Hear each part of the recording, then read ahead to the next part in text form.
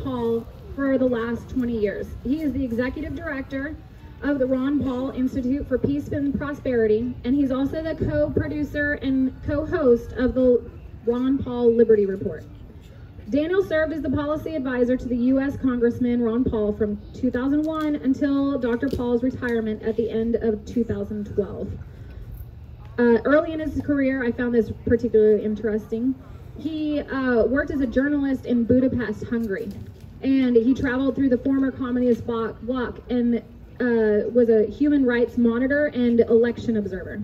So please welcome Daniel.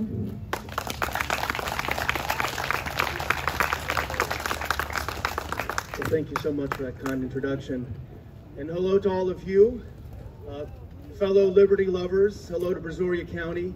You know, when I was working with Dr. Paul on Capitol Hill for 12 years, we always loved Brazoria County. We always called it Ron Paul country, because every time the elections came in, we took a look at how we did in every one of the counties, and Brazoria was always 90% and 95%. So we always viewed Brazoria County as Ron Paul country, and thank God it still is. And I'll tell you, as soon as Dr. Paul retired, I got down here as soon as I could, and I've been here for 7 years. Well, one of the sad chapters of this last year and a half is that so many of our leaders let us down, locally, in the state, in Austin, and nationally. It's really the story. Now, there are some good stories of courageous people who stood up. Some of them may be a little bit too late, but they still stood up and they still deserve credit. But so many of the leaders let us down. And I don't want to pick on anyone, but I do want to read a couple of things that I noticed when I was doing a little bit of research. Houston Chronicle, March 20th, 2020, quote, Brazoria County Judge Matt Sebesta issued a stay safe at home order today that will close many businesses and limit residents' activities away from home in an effort to thwart the spread of the novel coronavirus.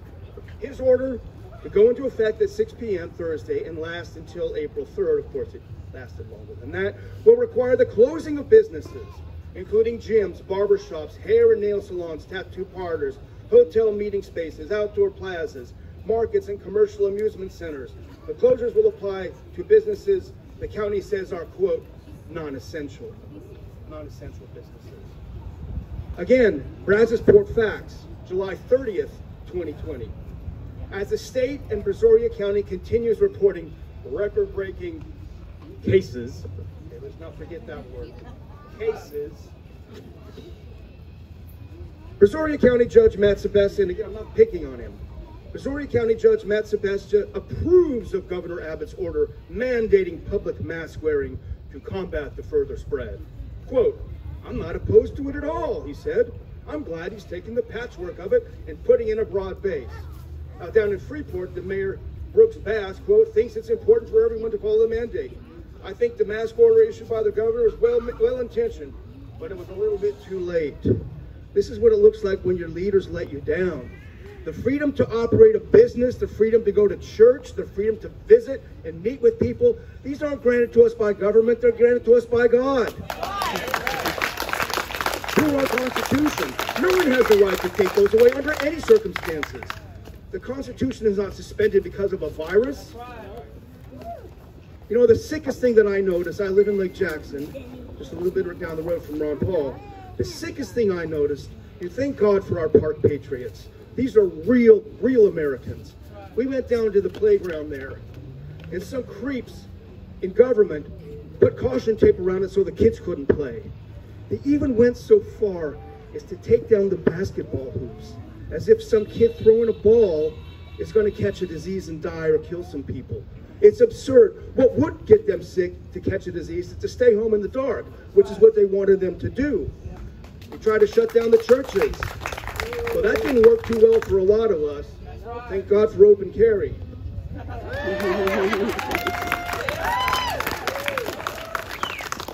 We did it. We fought back. We fought against this. The park patriots. My family and I spent pretty much every Saturday in front of Walmart with signs.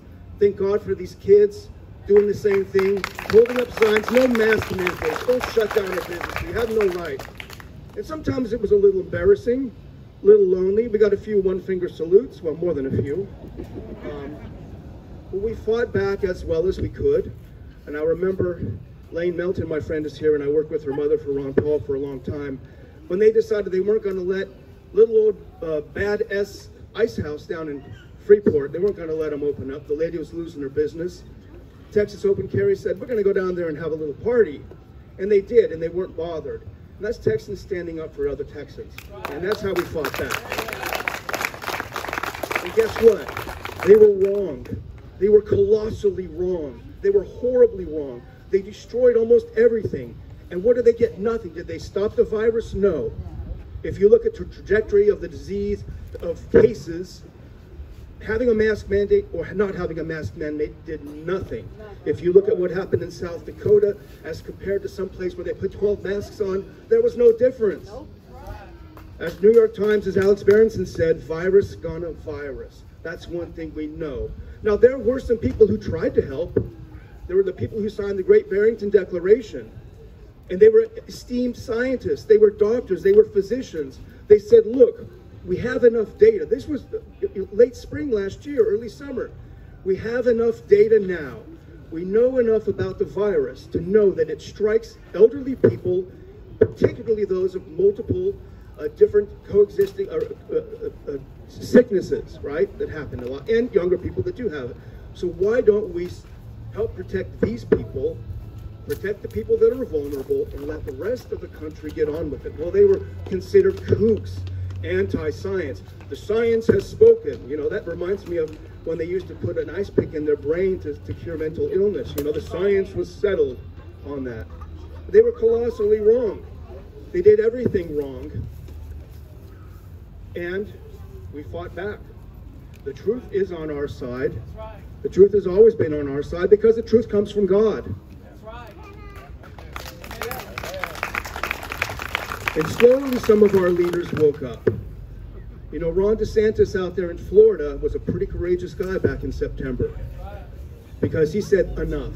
And it took him a while, but he finally said enough. And the pressure on him was incredible. They called him Death Santis. He just wants people to die. Imagine being the kind of person that thinks that about another human. He just wants his own constituents to die. Well, he stood up and he was brave and he said, no, enough is enough. No more mandates, none of this. And they said, oh my God, Fauci got out there. Oh, I can't believe this is happening. What am I going to do? I make $500,000 a year. It's going to be a chaos. And what happened when he ended the mask mandate? It went like this, because the virus is going to virus. In fact, all of the measures they did not only did not help, they probably hurt. They probably killed more people, because the quicker the virus had gone through communities, it would have been gone and out. And we know that because of Sweden, which didn't do anything and now has 0 deaths. But DeSantis was right, and our own Governor Abbott, again, a slow learner on this stuff. Nevertheless, credit where credit's due. He did, at the end of the day, he did decide to stand up, and there was a lot of pressure on him. I would not have liked to have had to face the likes of the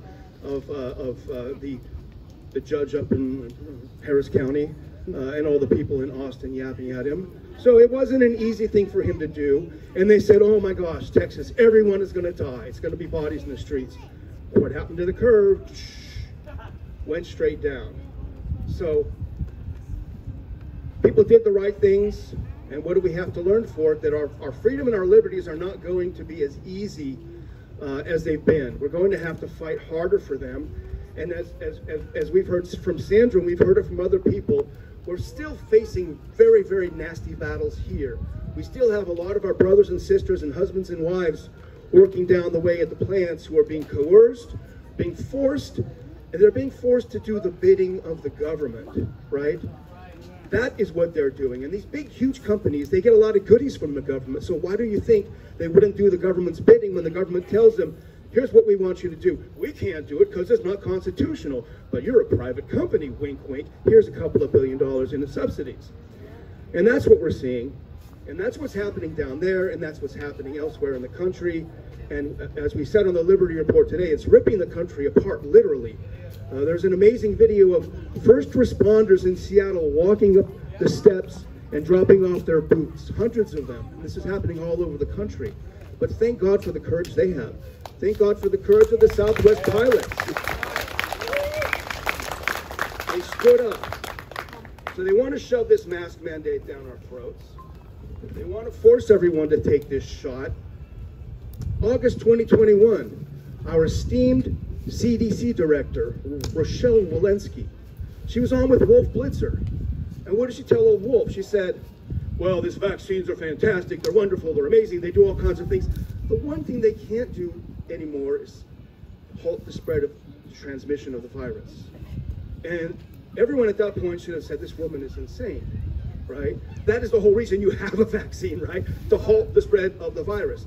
So if, as she says, it doesn't do that, why are you browbeating these guys and everyone, guys and gals, and forcing them to give up their careers unless they take this injection in their arm if it doesn't even prevent against transmission? So this is a big problem. There is some good news. There's great news today from a little place I used to like to go. I grew up in California called In-N-Out Burger. Pretty good. There's one up in Houston now.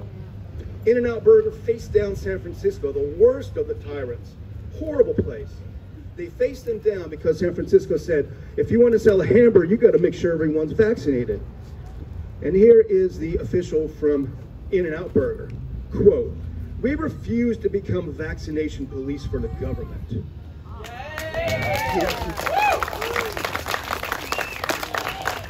I bet they're selling a lot of hamburgers today. In fact, I saw Rand Paul put a tweet up with him eating a In-N-Out burger. So.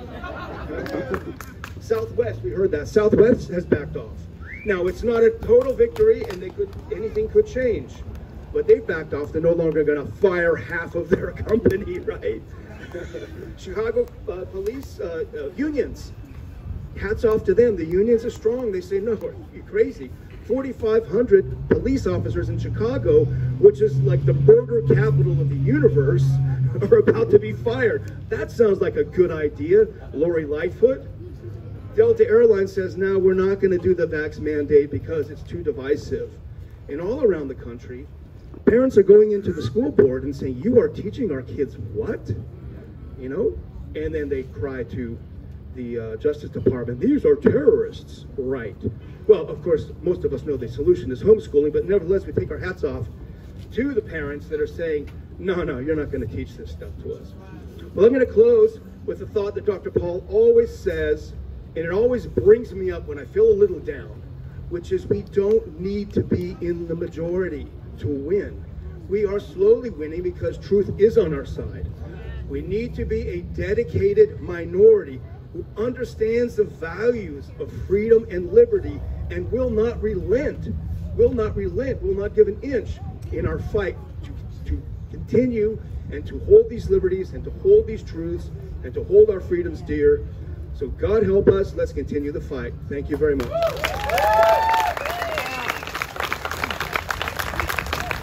Amazing. Thank you so much. We appreciate everything that you're doing, and we appreciate you.